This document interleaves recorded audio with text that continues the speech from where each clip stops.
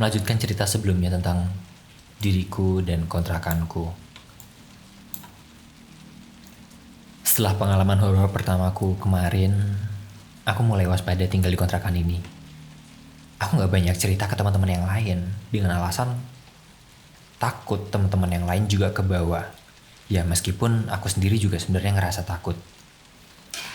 Selain itu, aku juga ngerasa masih yakin gak yakin sama pengalamanku malam itu.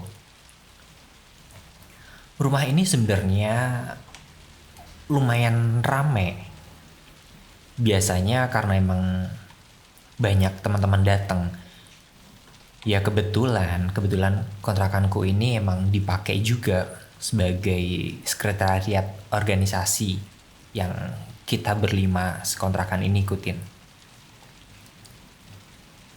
Suatu hari habis Isya, beberapa temanku datang, kumpul dan kita ngobrol-ngobrol di ruang tengah. Beberapa ada yang rokok dan sambil minum kopi, sambil ngemil. Obrolan kita pun udah kemana-mana. Dan sampai pada akhirnya di satu titik kita mulai ngebahas cerita horor. Ya malam makin larut dan biasanya emang obrolan horor ini gak jauh-jauh dan emang rutin banget kita bahas. Dari obrolan ini ada sebuah cerita yang bener-bener bikin aku merinding. Jadi berdasarkan temanku yang kemarin bilang kalau kontrakan ini horor, atau kemarin temanku yang dia ngelihat sosok cewek di ujung kamar mandi, sebut saja namanya Tris. Dia dengar kisah ini dari tetangga depan kontrakan. Tetangga depan kontrakan ini dia cerita kalau ternyata kontrakan yang kita tempati ini udah 10 tahun kosong. Terakhir kali ada penghuni di kontrakan ini, yaitu ada sekelompok mahasiswa yang nyewa kontrakan ini. Tapi sayangnya kisah mereka juga gak bagus.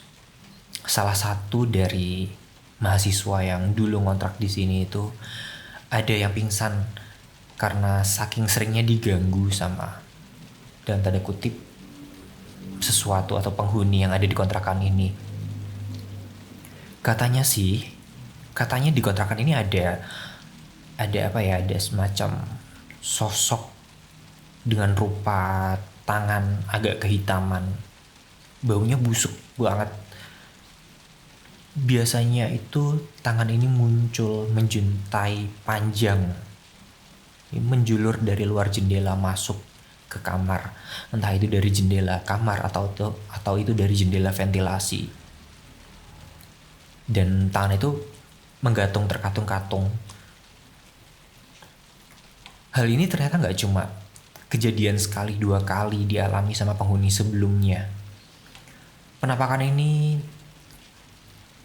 lumayan sering terjadi, dan biasanya ketika terjadi itu polanya rata-rata mirip, yaitu ketika ada satu orang tiba-tiba kebangun.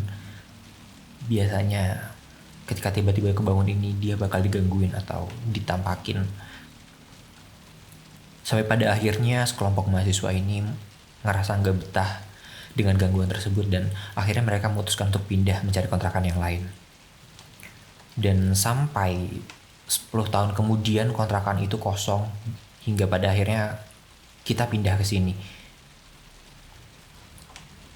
Aku yang dari dengar cerita dari Tris ini, dari temanku Tris ini, ya cuma bisa cengar-cengir. Aku cuma bisa cengar-cengir sambil ngebayangin kejadian yang kemarin ku alamin. Waktu malam-malam tiba-tiba aku ngedengar suara geberincing kunci dan langkah kaki diseret dari lorong. Sebenarnya apa yang ku rasain ini, apa ya, nggak mungkin deh kalau orang iseng.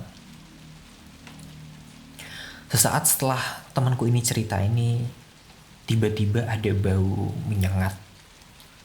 Baunya ini bau busuk, busuk gak enak. Dan apa ya, apek, ada sensasi busuknya dan juga ada bau anyir. Abis itu aku cuma diem ya, kaget, jantungku deg-degan, dan aku ngelihat teman-temanku, mereka juga seolah ngerasa keheranan. Waktu itu aku mikirnya, wah ini jangan-jangan ini cuma tikus doang gitu loh, soalnya yang nyium banyak orang. Tapi ternyata nggak semuanya nyium bau ini. Ternyata ada satu orang yang dia nggak bisa nyium bau ini. Waktu aku tanyain, ini yang lain pada kenapa? Dia cuma diem ngelongo. Lah, kalian pada ngapain sih? Waktu kita ngejelasin ada bau busuk yang menyengat, dia bingung. Dia menunjukkan wajah keheranan terus nanya balik, "Hah, masa sih ada bau busuk?" Gak ada. Gak ada, aku gak nyium apa-apa. Nah, kita sekontrakan ini bingung ya. Kita orang-orang yang ada di ruang tengah ini kita bingung. Jujur kita bingung ini bau dari mana. Kita pada akhirnya nyebar ke ruang-ruang sebelah-sebelah. Kita nyusurin ke semua penjuru kontrakan dan kita nggak nemu sumber baunya. Kita cuma tahu bau itu ada di ruang tengah. Nah, karena keanehan ini pada akhirnya kita memutuskan buat pergi dan pulang. Teman-teman pada akhirnya memutuskan untuk pulang dan beberapa lainnya masih melanjutkan obrolan. Dan ada juga yang pada akhirnya memutuskan untuk tidur balik ke kamarnya. Sampai pada akhirnya cuma ada aku dan Kava di ruang tengah. Salah satu temanku ini, ya Kava ini, dia bukan penghuni kontrakan. Dia adalah orang yang kebetulan main ke kontrakan. Nah, kita lagi ngobrol sampai pada akhirnya ngelewatin tengah malam. Tiba-tiba Kava dia bilang, "Yo, aku haus nih, aku mau ngambil minum dulu ya ke belakang." Nah, galonnya ini itu ada di ujung lorong. Jadi kalau dari ruang tengah ini itu keluar ngelewatin pintunya sebelah kanan itu, terus nanti masuk ngelewatin lorong. Di ujung lorong itu ada kamar dan di sebelah kamar itu ada galon dan ada ruang kecil yang itu yang juga sebagai jalan menuju ke kamar mandi. Ruang kecil itu kita manfaatkan sebagai tempat buat nyimpen tempat makan dan peralatan makan. Salah satunya adalah tempat galon itu, dispenser. Waktu itu Kava jalan menyusuri lorong sambil badannya nyamping-nyamping karena di sana ditempatkan sebagai tempat parkir juga. Dia jalan sampai pada akhirnya sampai ke ruang di mana ada dispenser. Waktu di dispenser ini dia segera ngambil gelas dan ngisi. Dia buka keran dari dispensernya. Sambil nunggu airnya penuh, air di gelasnya penuh, pandangannya muter-muter ngelihat sekeliling. Waktu itu dia mandang ke pojok ruangan. Jadi di depan, di sudut lorong, di ujung lorong itu kan ada kamar dan dia pandangannya ngelihat ke sana. Waktu itu kamar itu masih kosong. Meskipun sebenarnya teman kita udah ada yang istilahnya mengklaim kamar tersebut. Cuma dia belum balik, dia masih di rumah, kondisinya masih di rumah. Jadi belum datang ke kontrakan ini. Jadi statusnya kamar itu masih kosong. Waktu dia ngelihat ke pojokan itu, dia tiba-tiba ngedengar suara orang nangis. Suara orang nangis ini bukan nggak wajar, bukan anak kecil. Jadi seorang perempuan yang udah beranjak dewasa. Dia nangis Kava ini dia noleh-noleh. Lah ini suara dari mana? Dia noleh ke belakang, terus nggak ada. Suara ini makin mendekat. Habis mendekat, suara ini menjauh lagi. Kemudian suara itu mendekat lagi, menjauh lagi, dan terus. Tapi seiring dia makin mendekat ya, ketika dia mendekat suaranya ini bener-bener makin deket. Jadi kalau diibaratin orang maju zigzag, tapi zigzagnya itu tuh makin serong gitu. Orang maju mundur, gerak jalan maju mundur, tapi ibarat kata tuh ya ketika dia maju, majunya tuh lebih jauh dari sebelumnya. Suaranya kayak gitu, kayak makin deket, makin deket, makin deket.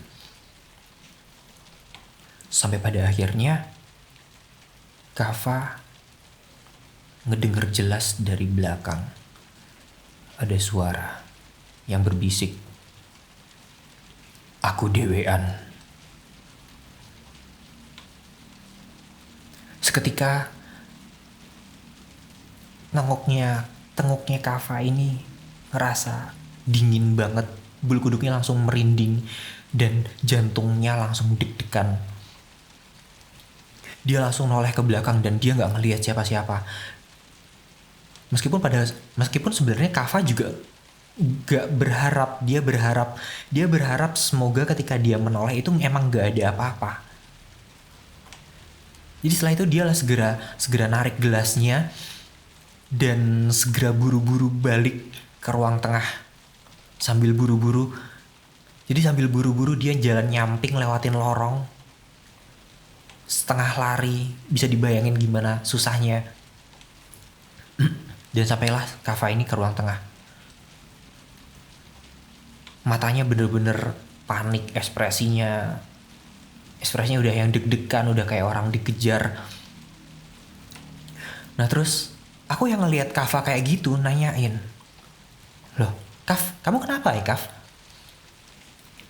Kava dia yang dalam kondisi panik, dia buru-buru masuk ke ruang tengah. Terus cerita ke aku, "Tadi kamu denger gak? Ada suara orang nangis.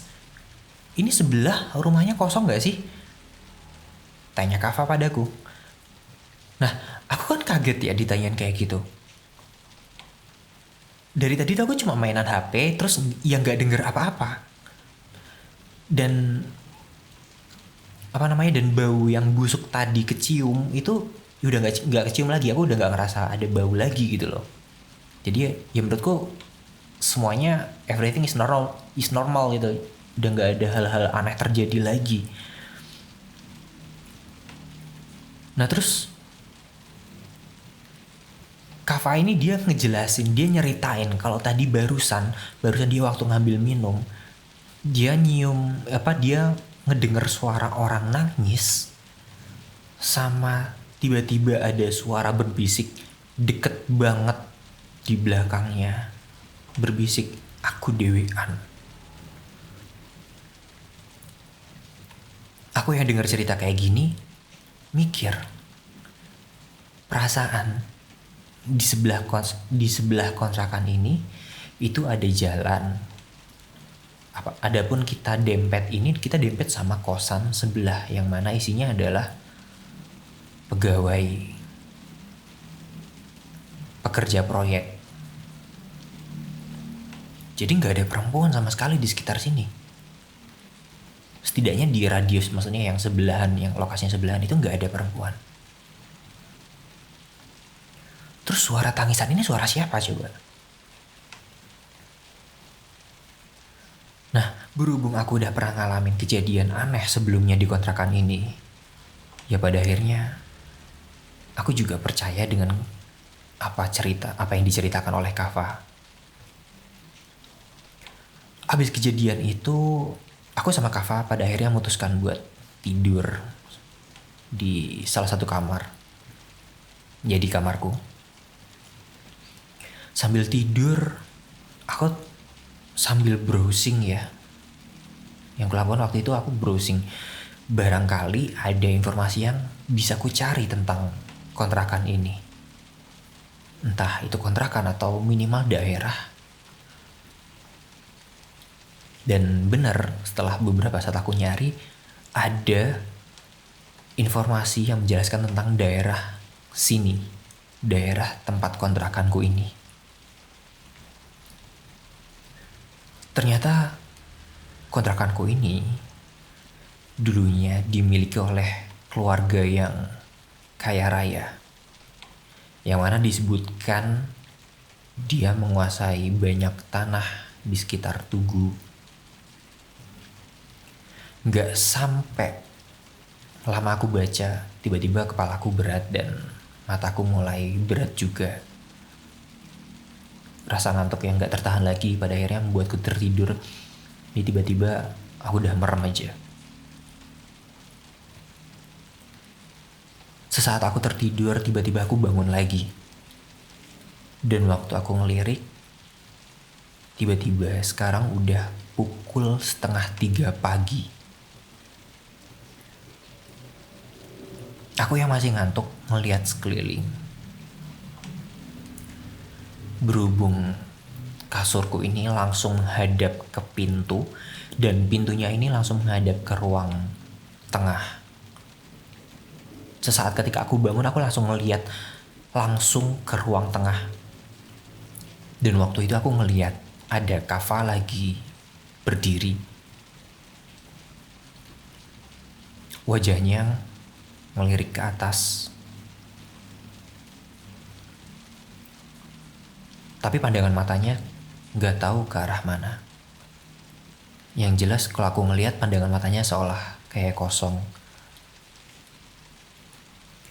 Yang aku lakukan di saat itu ya aku heran gitu. Ini Kava ngapain coba malam-malam jam segini dia berdiri di pojokan ruang tengah. Wajahnya ngangkat ngeliat ke atas tapi pandangannya kosong.